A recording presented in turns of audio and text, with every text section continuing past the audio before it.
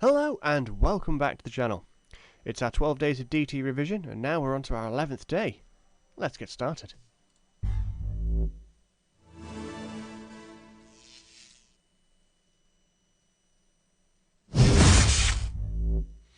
Okay, so on our 11th day of DT, what did our DT teacher send to me? Well, he sent you 11 papers and boards, part of the core content, but especially important to students studying papers and boards, of course.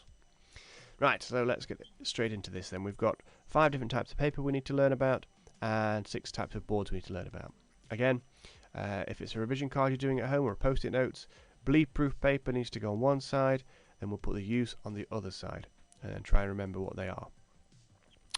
So, bleed-proof paper then is a high-quality paper used for presentation drawings. It's used with markers, which is why it's bleed-proof. They're an alcohol-based marker. They're used by graphic designers and concept artists to flesh out colour and shadow and shade on their designs. It's a professional way of doing things. They're not felt tips. It's the professional version of, I suppose, of felt tips, but they're not felt tips at all. And you can see the disdain in my tone when I talk about felt tips because it's the worst thing ever. But bleed-proof paper is used primarily for these markers so that they don't waste ink. I have students at my academy year on year who show me these markers and they say, Sir, I've got these markers, look at these drawings, and they bring them to me, these drawings on a piece of cartridge paper, which I'll talk about in a minute, and I'll say, how much ink have you used on that? He says, oh, these pens they run out really quickly. Yes, they do, because you're using it on cartridge paper, not bleed-proof paper. If you use it on cartridge paper, the ink will just soak up. Anyway, I'm getting passionately too involved with the bleed-proof paper. So if you're using markers, that's the one you want to use. Next then is cartridge paper. I won't go through this too much, but it's used for drawing and painting.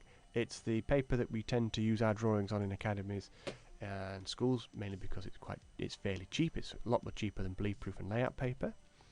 Interestingly enough though, backstory here, spoiler alert if you didn't know already, this is a cartridge from a bullet, and it is a cartridge from a bullet because it was used as a tool to make bullets, so that's why it's called cartridge paper. So interesting, but fairly useless information there for you, but still thought I'd include it because it's quite fun, isn't it? That's not to say that you can get back to your academies and start building bullets out of this stuff. It wouldn't work, but anyway. Right, next on the list is grid paper, used for scale drawings and model making. You might be thinking, well, what do you mean model making? Well, I can put my card on here and mark out what I need to cut and shape and make it accurate. So some people might find on wrapping paper nowadays, they have on the reverse side of wrapping paper, they have grid paper to help you fold it and shape it. Grid paper means anything with a grid on it. So I've got some grid paper here, as you can see, but it also includes things like isometric paper, orthographic paper. Any paper that's got a grid on it, or whatever shape or form that comes in, is still classed as grid paper, and it will be used for drawing things to scale. Okay, so next one, layout paper. Don't get these confused, because we've got a set of floor plans here, scale floor plans, not done on grid paper, but done on what's called layout paper. Mainly used for general design work and occasionally for tracing because it's got some translucent properties to it. It could be used as an alternative to bleed-proof paper. It's slightly cheaper than bleed-proof paper, and as you can see, it does take markers quite well. It doesn't soak them up as much. So I can remember in college I used to use layout paper for some of my marker drawings because it was cheaper than bleed-proof paper, but nowadays you can get bleed-proof paper fairly reasonably priced. Anyway, I'm digressing again. The point of it is that we can use it for technical drawings, and the translucent properties allow it to be used in conjunction with, so you can have your grid paper underneath, your layout paper on top, and then you can create your scale drawings with that. And then lastly, tracing paper.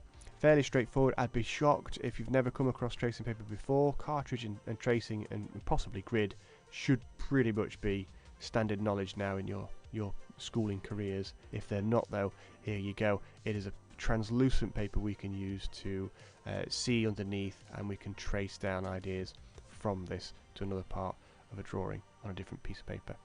And you can see here this lady is using a light box, which if you didn't know before, it's a box, isn't it, with a light in it, but it's designed so you can trace through things. Right, so there are our papers done with. I'm just under 5 minutes, which is good because I've now got 6 things to go through. Boards. So Corrugated card, used for packaging boxes and to protect against damage, as you can see from my image here. Its goal is it's flutes inside the corrugation. You don't need to know that if you're not doing paper and boards content, but it's interesting stuff. So the little zigzags you get in the corrugated card is called a flute, and that's what holds its strength and allows it to protect things. So a lot of Amazon packages and parcels often come in a form of corrugated card because it's currently the best way to protect against damage. Next we have something called Duplex Board, and its use is often food packaging and things that need to be printed. So you can see here all this card has been printed on graphically with lots of colour, and the use of Duplex Board, Duplex, is good because it allows you to apply colour to them quite easily and have printing placed on them.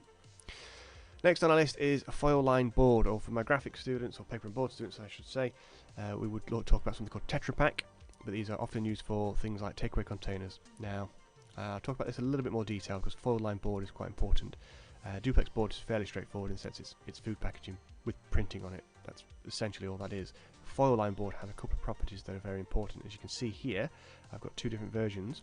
I've got the takeaway containers, which are going to be insulators of heat to keep the food contents inside warm, and then we've got the Tetra Paks, which are used to contain liquids, and the foil there is designed to protect them against sunlight and from getting the liquids contaminated with other things that you don't want, any foreign bodies, like the card for example. So you'd have foil line inside there to stop the card pulp from soaking into your liquid. So two different versions there, very important to show you those for foil lined board. It's foil essentially.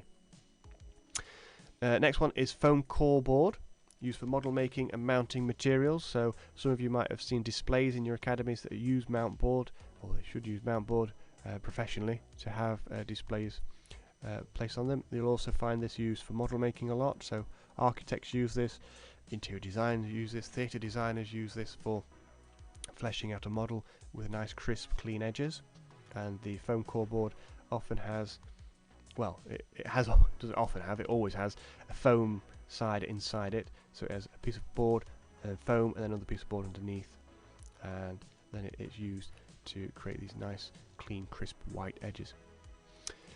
So there you go. Next on the list is Inkjet Card, which is high quality printed photographs essentially. So if you want to have good quality printed work, then you would use Inkjet Card to print it, not paper really, because you want the quality that you'll get from something a little bit more durable like a card.